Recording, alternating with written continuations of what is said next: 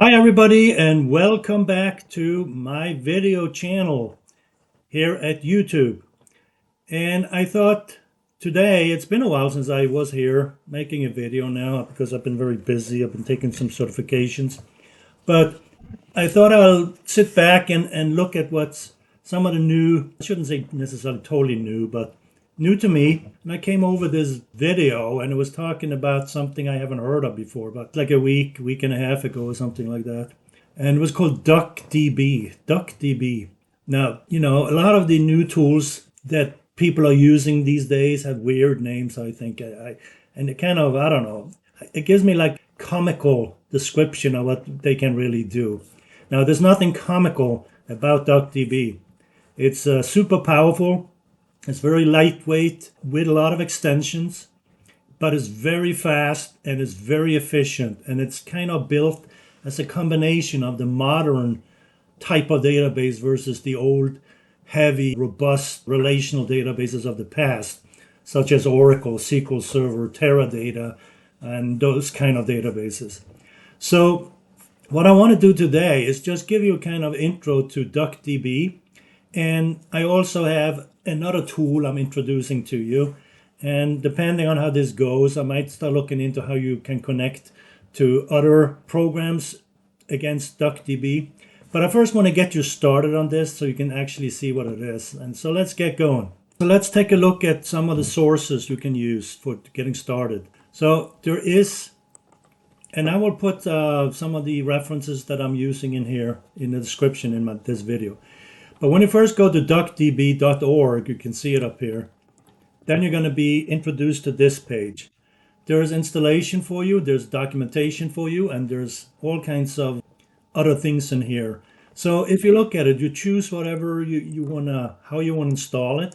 And as you can see, you can use command line. You can use, it's tightly integrated with Python, R, Java, Node.js, Rust, Go, C and C++, and ODBCs. Now, the ODBC is when you're working against other relational databases, for example.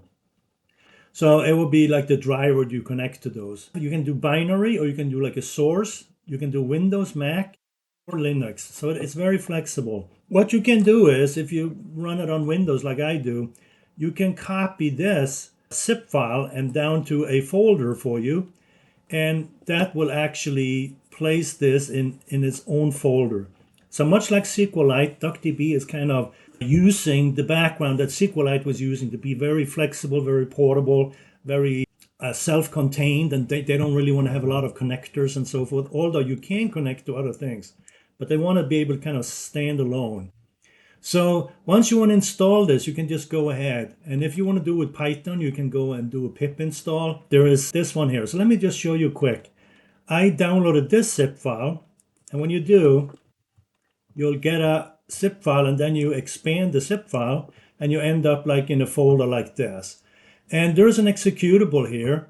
And what you can do is you can just click on this one and it will open up a terminal window like this. And here you can see now you're inside the DuckDB terminal, if you will. It has connectors to all kinds of files, etc. For example, here is one. And if you recognize this, this is a very popular format for cloud computing. It's called Parquet, and it's very compressed, and it's very column storage, and it has metadata and so forth. So in DuckDB, as you can see here, you can actually write queries directly against these type of files. So here I got this Parquet file sitting on my temp folder, and I can say select count from there. So if I do, and I put a semicolon here and hit enter, and notice how quick it went. It was 186,862. And one of the reasons it's quick is because Parquet is very efficient and it stores metadata about the file itself. So it kind of knows the count, so it comes back right away. Another thing you can do in DuckDB that is very different is it's very flexible. So you can almost write Python code, like pandas code against it. But you can also mix and match. So instead of saying select from, you can just say from. And basically what it will do is it will think of it as a select star from. Okay, the reason I didn't like it is because the wrong query. Here is the same Parquet file again. I'm setting my limit to 100 so it doesn't give me back so much data. So I hit enter now, and you can see it prints it out for you. It's very fast, just goes ahead and runs the queries over files, so it reads from the files directly. Now, this is the terminal for DuckDB, and you can play around with this yourself. But when you do, you make sure you go back to the documentation. So for example, if you want to install it in a Python environment, you can simply use pip, as you can see here under the guides. You go to Python, and you can see here it is. You just copy this guy and install it in your virtual environment if you have a virtual environment. So I have Miniconda installed on my machine, and here is my base. And I also created a virtual directory called tor-env. And then I installed Python in here as well. So let me just show you how I activate this. Conda activate, and then I type in the virtual environment like this. So I can say conda list, and here you can see a bunch of packages that came back. So I already installed a lot of this stuff. And if you look, I have also Python installed here, as you can see. And it's version 3.10 in my case. So yeah, over time here I installed a lot of packages. So one of them I installed too was the DuckDB, the pip install DuckDB. So I have it in two places. So I have it inside this virtual environment. And if you look here, if I can find it, here you can see I have DuckDB version 09.2. So that's the one I installed here. As you can see, you can run it inside this environment as well. And there is a terminal, in addition to that DuckDB terminal I showed you. One thing I don't like about that one, I can't really erase whatever I have on the terminal window. If there is a way, I don't know about it. I tried to figure it out. I couldn't find it anywhere. But what I did was I went out there and I came over this other tool that I want to show to you. It's called Harlequin. Harlequin. You can see it here. And you can. I have a link for this in my description. But this is a basic SQL terminal window. So it's almost like if you work with SQL Server, you have SQL Server's Management Studio where you can run queries and so forth. So this is like a terminal version of that. And again, you can use pip to install it. So you can use pipx, or you can just use pip and install Harlequin. So what I did was I went into my folder here in my virtual environment. So as you can see here, inside my virtual environment, I simply do a conda list harl star. So I did a pip install Harlequin, and here you can see it. I got this version 1.12. So that's the version I installed here. So if you look at this Harlequin terminal here, it has a bunch of stuff you can use. You can use adapter to DuckDB, but you can also connect to SQLite. So it has connectors for all of these databases. And one of the nice things about it is that you can also make it look a little different. You can set the themes on it. So let me see if I can find that. So choosing a theme, you can see you can use a config file to set this up, or you can do that -- theme. So if you want to look for more theme, you see this little home page here. When you click there, you're getting into here so you can see the different type of themes. So right now it's hard to read which one is what, but you can click here on styles, and now you can see the names, BW, SAS. So if you prefer light ones, you can see it here. But if you prefer darker ones, you can choose that too. So there's a lot of themes. Like for example, let me see. If I want a specific theme that I like, maybe I want a really high contrast there. Fruity looks okay. So what I can do now is I can simply add that theme to my Harlequin. And I paste this like this and hit enter. You're going to see that it loads up a totally different theme. So now you get totally different colors here. As you can see, totally different look and feel to it. So you can use themes, but if you want to take it to the next level, then you get into something called config. And in the config, you can actually set up your configuration. And that's under here, using config files. And it creates a TOML file, if you will, TOML. It gives you several different versions of how you can do it. You can set, once you create this config file, you can simply say config-path, and then you give reference to where you stored this file. And you can also set it up from scratch. So if you use this Harlequin --config, it will prompt you. So if you look at this picture here, you can see it asks you questions. So what config file do you want to create or update? And then you give it a name, and then the next question comes around. So as you can see here, I already set this up, but you can just follow this. And then when you're done, you can go to where it's being stored. In my case, it's being stored right on my user's name folder. So let me show you what mine looks like. So as you can see, this is my file. It's just a text file and have an extension TOML, and you can see it up here. So that's saved under my C users store, and there you can see it right here. That's the name of it. So that's the file name right there. And you can set up the adapter you want to use, whether it's SQLite or DuckDB in this case. You can choose your theme. So here I have another theme called SAS. And then you can set up limit for like how many rows you want to have showing up. And then you can set a connection string to where you want to start. So I'm starting up with this my_ducksdb, as you can see. So that's my profile file. Activate the Harlequin with my profile. You simply do this, Harlequin -- profile, and the name of the profile. And the name of the profile is that file I showed you. That's what I put into that file. So if you remember, this is the name of this profile. So right there, I set that name. Anyway, so now it's set. And remember, I was pointing to this myducks database here. And in there, I have some tables and so forth. I'll get back to those in a little bit. All right, so now we're inside Harlequin, and I showed you how to set up a config file. I showed you how to download it and set it up. The next thing we want to do is actually start running some stuff in here and get a feel for what it's like. Before we go on, though, I should probably say a couple of words about DuckDB. DuckDB is an in-process SQL OLAP database management system. What does that mean? Online analytical processing. And it's also an in-process type of database, which means it's going to run in the process you're in already. So if you know about relational databases, you know you have to have a connection to it to get to it, and then you have to transfer data back and forth type of thing. So DuckDB is much more lightweight, but is extremely efficient.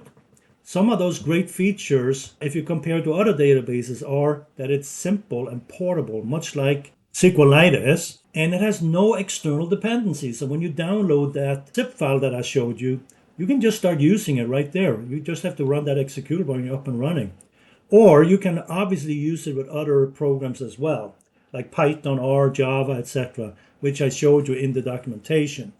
So if you look at the documentation here, you can see it has Python, you can use ODBCs. We'll get into a little bit more about these type of programs if I do some additional videos. I don't want to cover it here. I just want to go through the basics here and show you some of the features. It's very fast because it takes advantage of something called vectorized and parallel engine, but it's also optimized for the modern computer. So even if you have to read it from disk because there's so much data, it's fast because it takes advantage of how the core processors are executing the instructions. So it's very, very good for that. Now, I'm not going to talk much about this in this video because I'm going to give you a bunch of references in the description. You can go and look at those and you should get a much better idea. So check out those two videos I listed. We'll give you a good feel for it. And that first video I'm listing, that's the guy who created DuckDB initially. So he's the project founder, if you will. The SQLite has its place. It's one of the most popular databases in the world, most used ones, because it's behind a lot of portable devices and so forth. But it's a transactional database. So what that means is it's more row-based. And when you have a lot of transactions you want to execute, this DuckDB is not for you. This is used for analytical things. If you want to do a lot of transaction, use SQLite. If you want to do a lot of analysis over your data, look at DuckDB. I'm leaving it at that because there's a lot that can be said about this, but you can find all that stuff out for yourself. So there's a lot of formats it uses. You can go against parquet file, CSV file, and it also transfers data very efficiently when you start looking at things like Arrow. And Apache Arrow will be like a more column storage type of thing. And the advantage of transferring data using DuckDB is that it can take advantage of the Arrow format and basically do a non-copy of the data. If you use ODBCs or JDBCs, then it will copy and transform the data through those drivers. So it's a lot more efficient in many ways. In any event, I just wanted to show you that. I want to get into the queries. We talked long enough about this now. So I'm going to get into it now. Okay, let's look at how you can bring in some data. So here I went into my tour environment, my virtual environment, and I did a quick conda list based on the SQL as a starting point. And as you can see, I got my SQLite in here. So what I want to do is I want to bring some data into DuckDB. And remember, we looked at some adapters you can use. And one thing I want to do is I want to attach SQLite. And if you're familiar with SQLite, you know there is the sample database that comes with it. It's called Chinook DB. It is like records and stuff like that.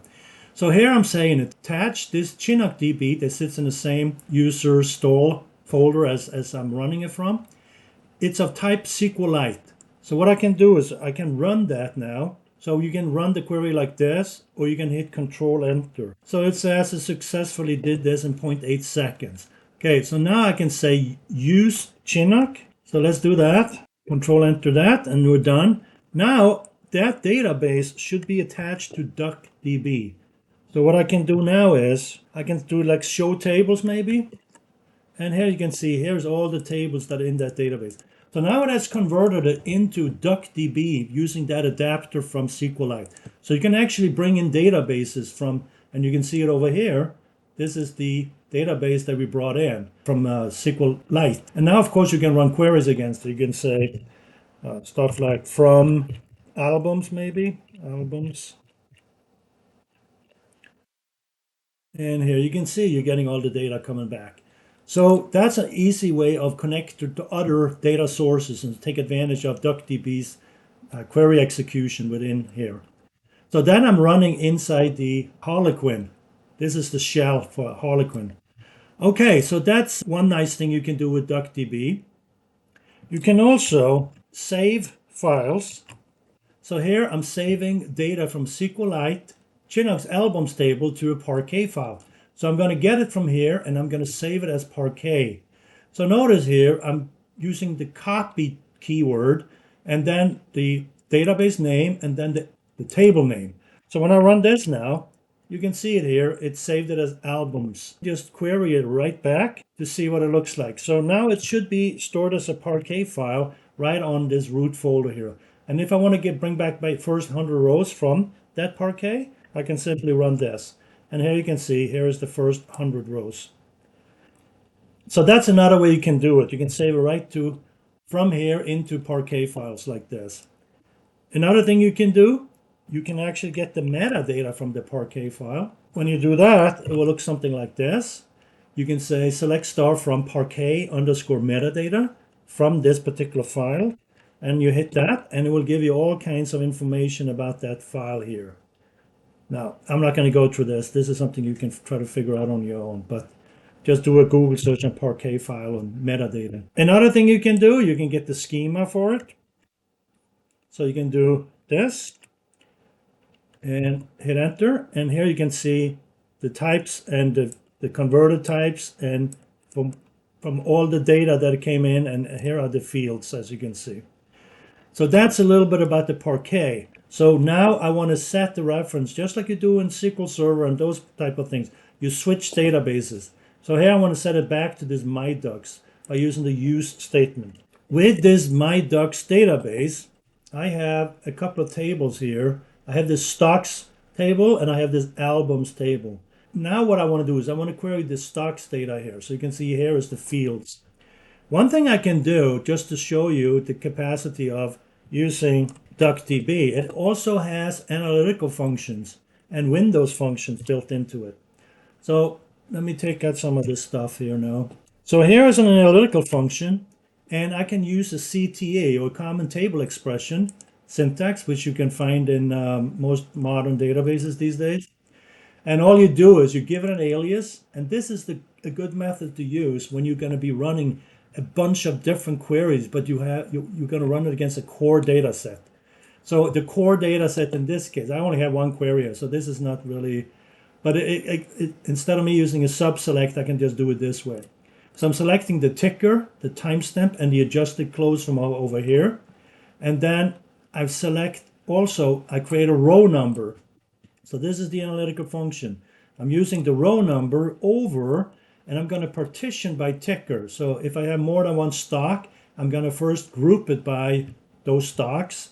and then I'm going to order it by the adjusted close, which is this one, but I'm going to order it by descending format. So I want to get the highest prices within each stock tickers. That's how I want to order it. And then I want to give a row number. So in other words, the highest price within one of my stock tickers will be row 1. The next highest will be row 2, and so forth.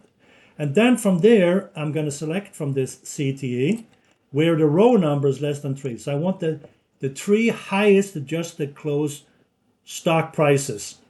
Those are the ones I want to see for each ticker. So then I order by ticker and so forth. So you can run a query like this, and this will give you 1, 2, 3, 1, 2, 3, as you can see, because I got 2 different tickers. And as you can see, this is higher than this and higher than this. So that's an easy way to use an analytical function to order your data, top 3 kind of thing. So that's one query you can run inside DuckDB. So that's pretty useful. Now you can get a little more advanced and write some more complex queries, for example. And I'll try to talk through this pretty quick. This is called a Windows function. And if you know what a Windows function is, you know you can basically roll over windows. So for example, moving averages, you might want to have 15 days before and 15 days after, and you want to keep rolling that window over your data. So in this case, there's also in Oracle and now in SQL Server. In 2012, this wasn't available in SQL Server, but it's available now in the later versions. You can use this Windows clause here, and you can basically set up windows. Here I got a 5 days window, and I got a 3 days window. And the way it works is you give it an alias like this. Now, instead of you repeating this stuff for every one of these to get a huge query, as long as it uses the same partition and the intervals and all that stuff, you can write it by using the alias.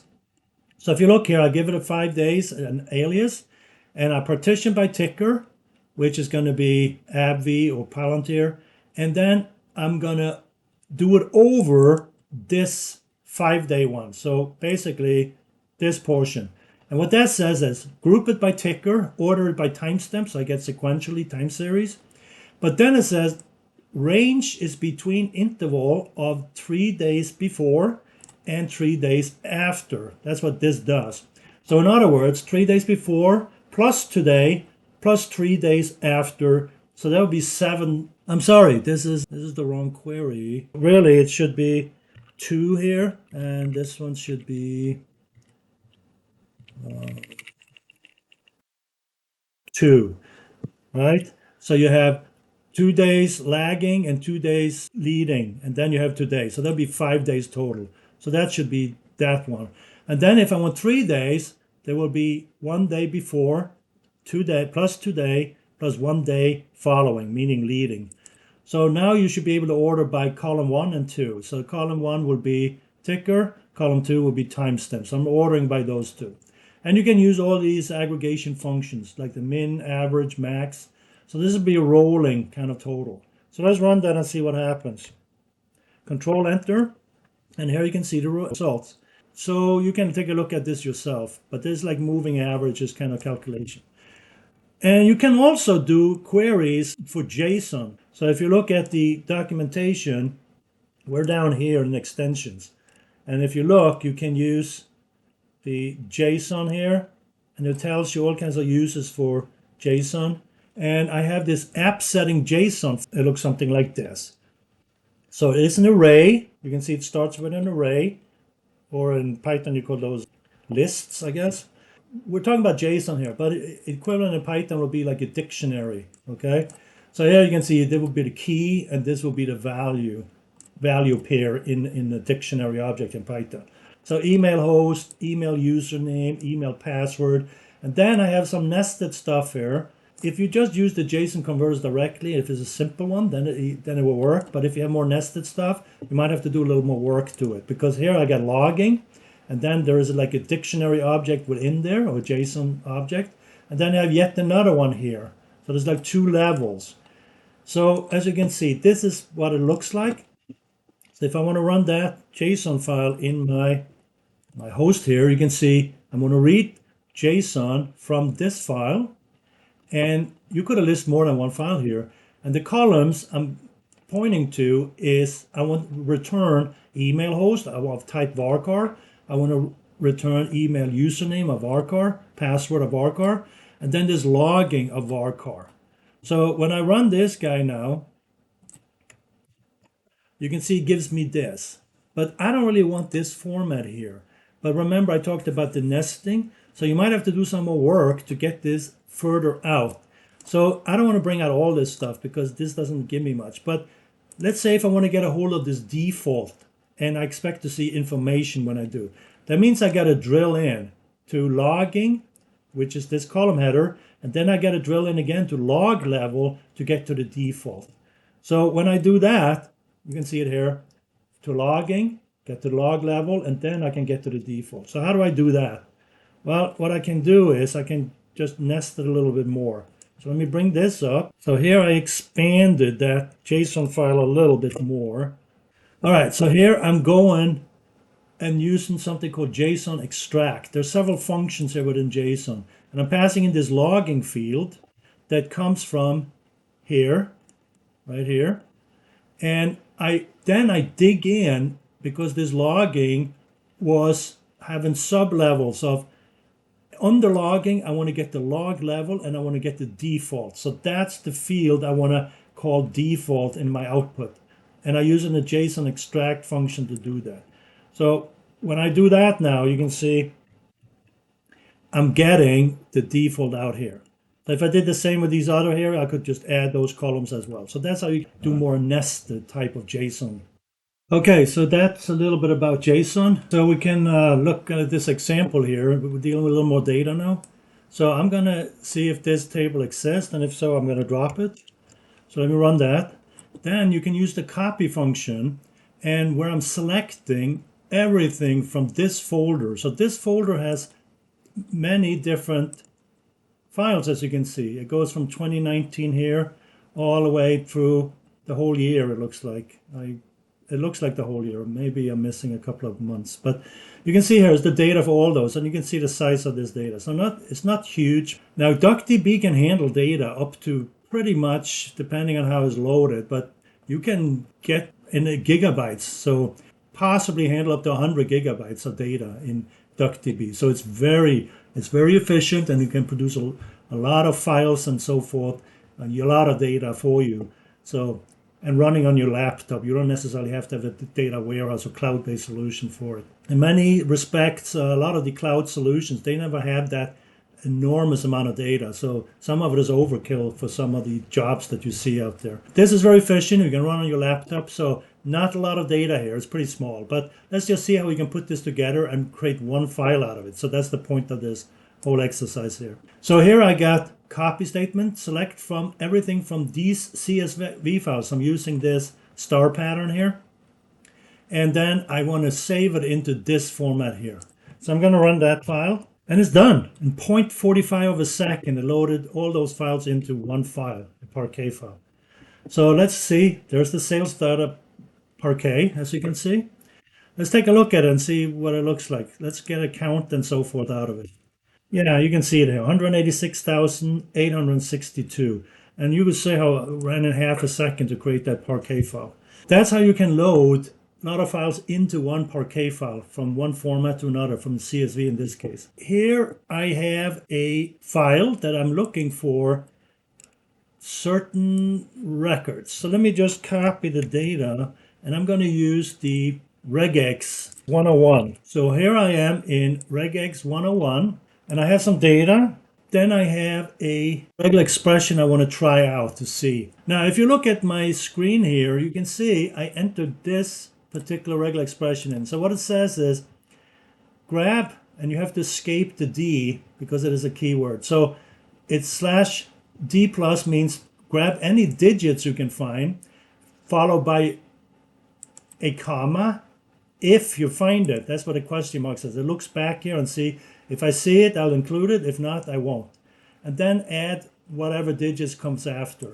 So even if you have a comma in NOK here, Norwegian kroners, you can see there's a comma in there, it was still selected because of this question mark here. So that's a regular expression I want to use in my query. So what I can do now is I'm going to copy my regex into my DuckDB or the Harlequin terminal here.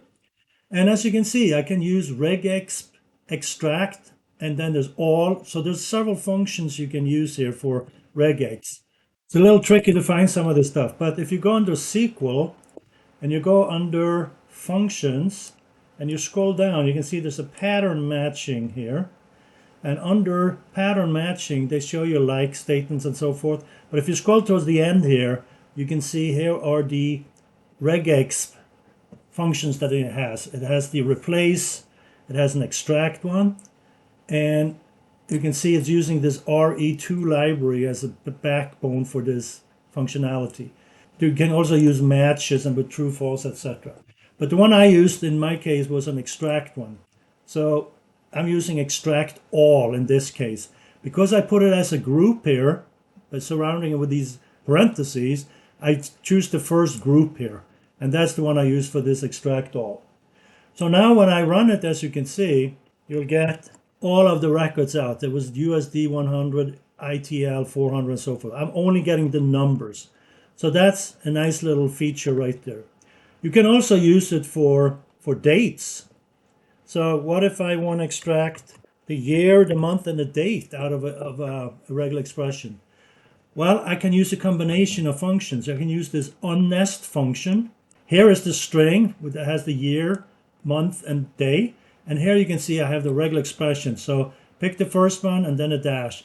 All the numbers plus the dash, all the numbers. And then here we're using this unnest thing where we want to get 3 columns back.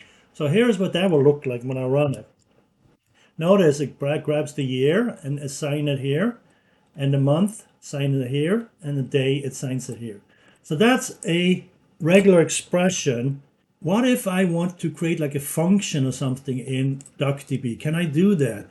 Yes, you can. There's something, they don't necessarily call it functions, but they call it macros. And that's the same I've seen before, that name. In Teradata, they use that name, macros. Now, in Oracle and SQL Server, you use functions, you use scalar functions and table functions.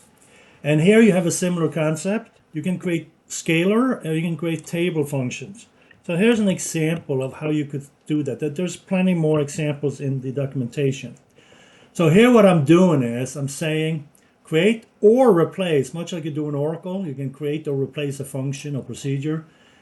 It's a macro, and it's called get underscore YMT. So I'm going to use my regular expression now inside a function. You're going to pass in something here, and I'm going to return it as a table. And it's going to be that same query I showed you before, where I unnest and everything. So I'm going to try to create this function now.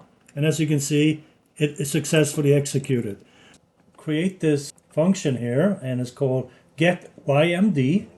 And as you can see, you can do a select from get YMD, and you pass in one or more values in this list format here. So once you've done that and you actually start executing this particular, call it this function, which is really a macro, and I highlight it, and then I'm going to go and execute it. So let's see what happens when I do. Notice you get the year, the month, and the date returning as a table because it's a table function. So that one is one way you can create a function in DuckDB, which is really called a macro. But I saw somewhere that was called a function too, so I don't know what the result is. Okay, so I hope you liked this video, and if you did, please give me a like and consider subscribing to my channel. It'd be very great. And I look forward to see you next time. Have a great day, everybody, or great night, wherever you happen to be in the world.